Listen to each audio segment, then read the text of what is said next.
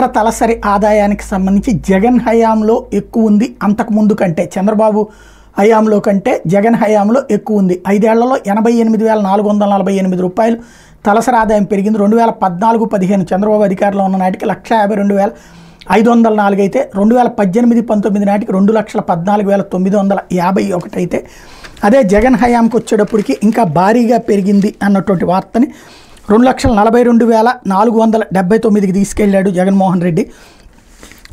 ఏది 2023-24 నాటికి.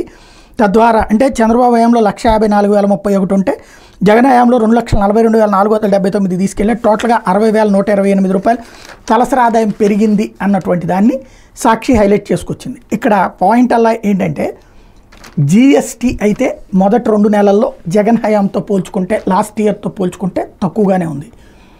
అదే సందర్భంలో ఇప్పుడు దీంట్లో కూడా తేడా ఉంటుంది.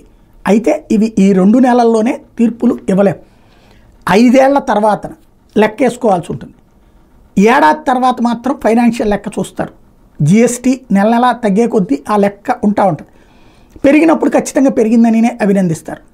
చేతిలో డబ్బులు ఆడటం అన్నటువంటిది ప్రజలకి వస్తే జిఎస్టీ పెరుగుతుంది. జిఎస్టీ పెరిగితే ఆటోమేటిక్గా జిఎస్టీపీ పెరుగుతుంది. జిఎస్టీపీ పెరిగితే అప్పులు ఎక్కువ తెచ్చుకోవడానికి అవకాశం ఉంటుంది. అలాగే అభివృద్ధికి సంబంధించినటువంటి కొత్త ప్రణాళికలకు అవకాశం ఉంటుంది. రాబోయేటటువంటి రోజుల్లో గతానికి ఇప్పటికీ ఉన్నటువంటి పోటీ ఉంటుంది కాబట్టి చెక్ చేస్తారు. కాబట్టి ఇంకా ఇప్పటికిప్పుడైతే వీళ్ళు తప్పు వీళ్ళది ఒప్పు అని సర్టిఫికెట్ ఇవ్వలేము.